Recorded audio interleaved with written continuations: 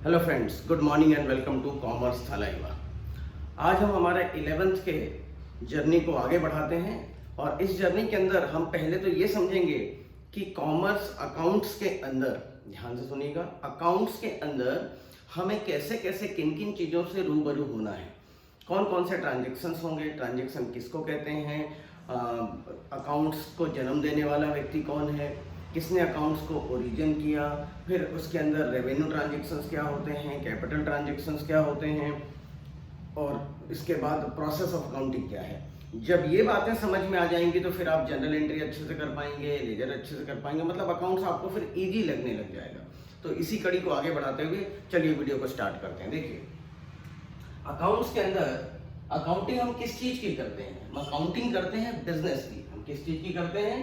Accounting के अंदर बातें होती हैं बिजनेस की। बिजनेस के ट्रांजैक्शंस को रिकॉर्ड किया जाता है। किसके ट्रांजैक्शंस को? बिजनेस के ट्रांजैक्शंस को, ट्रांजैक्शंस को रिकॉर्ड किया जाता है। ठीक है।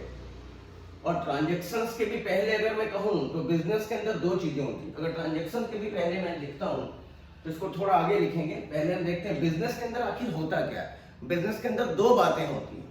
बिजनेस के अंदर एक तो इवेंट होते हैं और दूसरा ट्रांजैक्शंस होते हैं। यहीं से शुरुआत करते हैं, ज्यादा बेटर होगा। इवेंट होता है और ट्रांजैक्शंस होते हैं।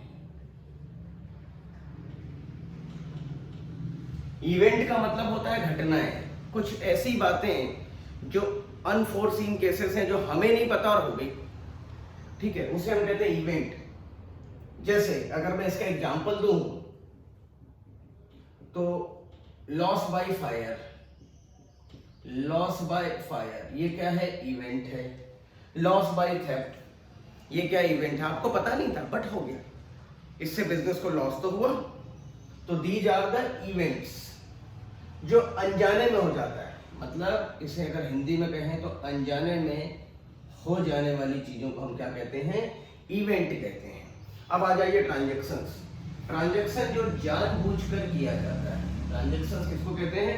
जिसमें पैसों का लेन देन होता है और हमारी नॉलेज में होता है।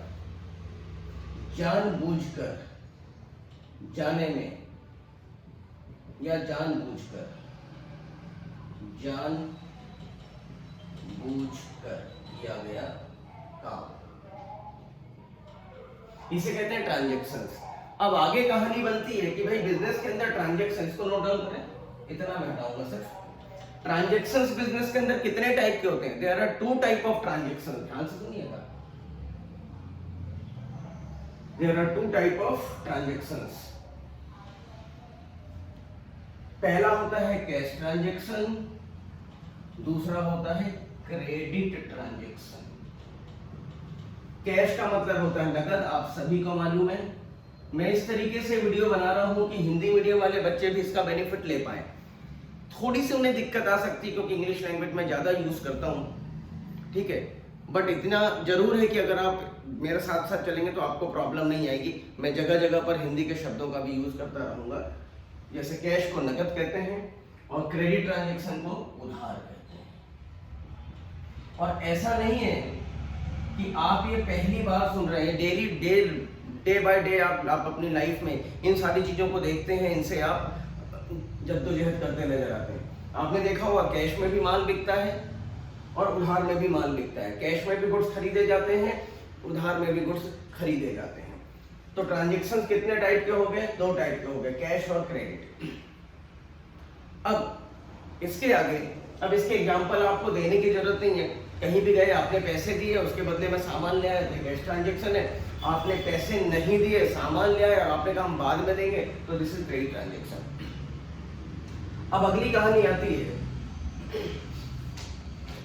कि बिजनेस के अंदर आप देखिए, कुछ तो ट्रांजैक्शन के अंदर बढ़ूं तो रेवेन्यू ट्रांजैक्शन होते हैं। ऐसे भी ट्रांजैक्शंस होते हैं, ऐसी भी चीजें होती हैं बिजनेस के अंदर जो बार बार होंगी। जो कैसी होंगी? बार बार होंगी, यानी रेवेन्यू नेचर। और दूसरा कैपिटल नेचर।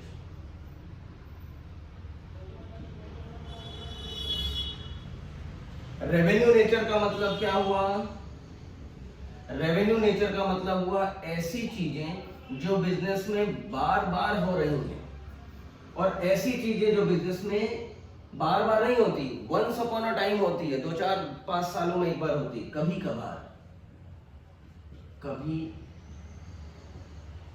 कभार होती है, बार बार नहीं होती, बार बार होती है, कभी कभार होती है। ठीक है,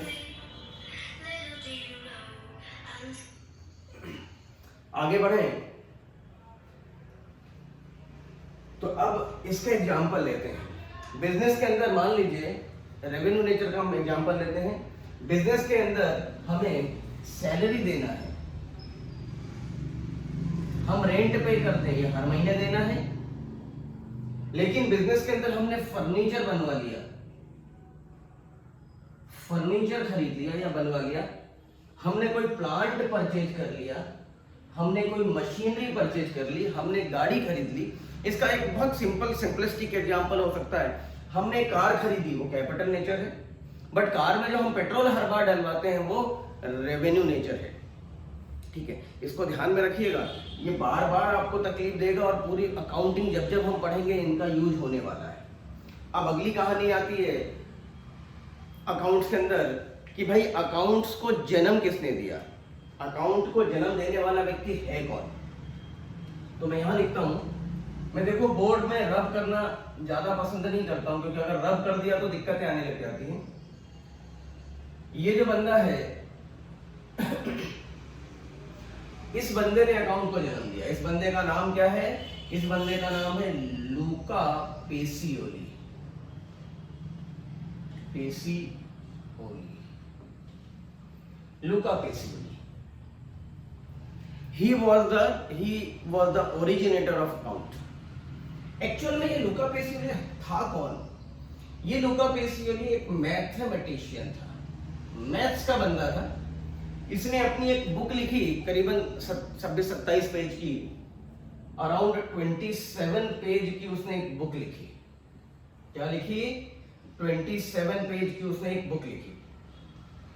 उस बुक के लास्ट के 3-4 पेज में उसने अकाउंट्स के बारे में जिक्र किया कि अकाउंट्स के अंदर डबल एंट्री जैसी बातें होती हैं।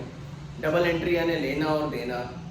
डबल एंट्री देखो ये आया कैसे, उसके दिमाग में कैसे आया होगा? अगर हम सोचना चाहें, दुनिया में कोई भी ऐसी चीज नहीं बनी जो सिंगल साइड चलती हो। जैसे सन है तो मून है, दिन है तो रात है, लड़का है लड़की है, ठीक है, हेड है टेल है। इस तरीके से मैं पढ़ा रहा हूं तो आप पढ़ने वाले हो, मैं कुछ दे रहा हूं तो कोई लेने वाला भी होगा।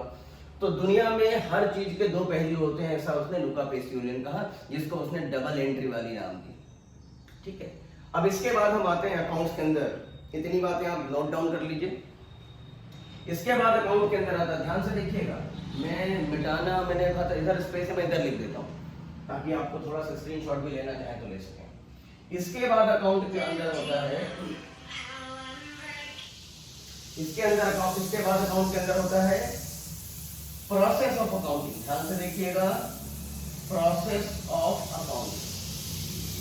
कि अकाउंट का प्रोसेस क्या है, कैसे कैसे अकाउंट आगे बढ़ेगा। तो देखिए, हर चीज का एक प्रोसेस होता है। पढ़ाने का प्रोसेस है, कपड़े पहनने का प्रोसेस है, चाय बनाने की प्रोसेस है, हर चीज का अपना एक प्रोसेस है।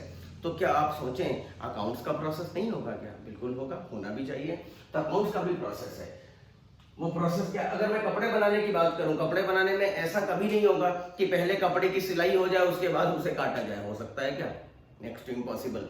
तो उसका एक प्रोसेस है, पहले कपड़े की कटिंग होगी, फिर स्टिचिंग होगी, फिर एम्ब्रॉयडरी वगैरह कुछ अगर करना तो एम्ब्रॉयडरी होगी, उसके बाद स्टिचिंग होने के बाद फिर फिनिशिंग होगा, उसके बाद प्रेस होगा और उसके बाद फिर बॉक्स पैकिंग होकर के सेल होगा। These are the process of readymade garments.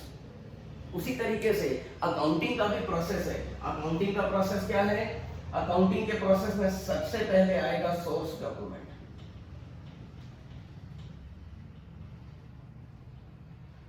बहुत इंपॉर्टेंट है, ध्यान रखिएगा, नोट डाउन करते चलें। उसके बाद सोर्स डॉक्यूमेंट के बाद आएगा जर्नल एंट्री। जर्नल एंट्री, मैं जर्नल नहीं कह रहा हूं, ध्यान से देखिएगा, आई एम नॉट जनरल नहीं कह रहा हूँ, जर्नल एंट्री। और तीसरे नंबर पे लेजर, और चौथे नंबर पर ट्रायल बैलेंस, पांचवें नंबर पर, ये सब सीक्वेंस आगे बढ़ेगा, पांचवें नंबर पे आएगा फाइनल अकाउंट। और फाइनल अकाउंट कितने पार्ट में बनाया जाएगा? 3 पार्ट में, trading, profit and loss and balance sheet. This is the process of accounting. कहीं पर भी, और इन्हीं सब पे आगे चल के पूरी क्लास 11 के अंदर चैप्टर्स दिए हुए हैं। जनरल पे चैप्टर्स है, इंडिविजुअल है, और बिना जनरल एंट्री के, मैंने फर्स्ट वीडियो आप जाके देखिए, मैंने कहा था जनरल एंट्री आना कंपलसरी है। अगर ये नहीं आता है तो कुछ भी नहीं आता। पूरे अकाउंट्स में जब तक हम जिंदा रहेंगे जनरल एंट्री हमें पाना पड़ता रहेगा। उसके बाद लेजर इंडिविजुअल चैप्टर है, ट्रायल बैलेंस इंडिविजुअल चैप्टर है, final account very very important chapter है, क्लास 11 के अंदर लास्ट और सेकंड लास्ट चैप्टर है। तो ये दोनों विदाउट एडजस्टमेंट, विद एडजस्टमेंट, ये हमें आना चाहिए। ये ऐसा क्यों है? क्योंकि हम ये पता लगाना चाहते हैं, कोई भी बिजनेसमैन साल भर बिजनेस करता है तो ये पता लगाना चाहता है भाई उसने बिजनेस किया तो उसके बिजनेस में प्रॉफिट हुआ या लॉस हुआ। आप खुद बताओ ना, जब आप साल भर पढ़ाई करते हो तो आप भी तो एग्जाम के थ्रू पता लगाना चाहते हो कि आप पास हुए या फेल हुए। ठीक है, उसी तरीके से बिजनेसमैन भी अपने पास और फेल का सर्टिफिकेट चाहता है, तो उसके लिए उसे क्या करना पड़ता है? आपको एग्जाम देना पड़ता है, बिजनेसमैन को फाइनल अकाउंट बना के पता लगाना पड़ता है। आप पेपर देते हैं ना, उसने भी पेपर दिया, पेपर में लिखने के बाद फाइनली उसको पता पड़ा कि पास है या फेल है। तो आज के वीडियो के लिए इतना ही। होपफुली वीडियो आपको समझ में आई होगी। मैंने कहीं रब करने की कोशिश नहीं की है, सो दैट आपकी कनेक्टिविटी बनी रहे। ठीक है, और अब इसके बाद हम इन्हीं सब चीजों को ध्यान में रखकर हम जनरल एंट्री करेंगे। जनरल एंट्री सबसे इंपॉर्टेंट चैप्टर है, तो वीडियो को मिस मत करिएगा, नेक्स्ट वीडियो जो हमारे आने वाली है। तो होपफुली आज की वीडियो आपको समझ आई होगी। समझ आई हो तो चैनल को लाइक करें, सब्सक्राइब करें, और मेरे चैनल पे नए हैं तो सब्सक्राइब करें और उसे फॉरवर्ड भी करें अपने फ्रेंड सर्कल में, सो दैट बेनिफिट इसका मिल सके बाकी लोगों को भी। Thank you, thanks a lot for watching this video.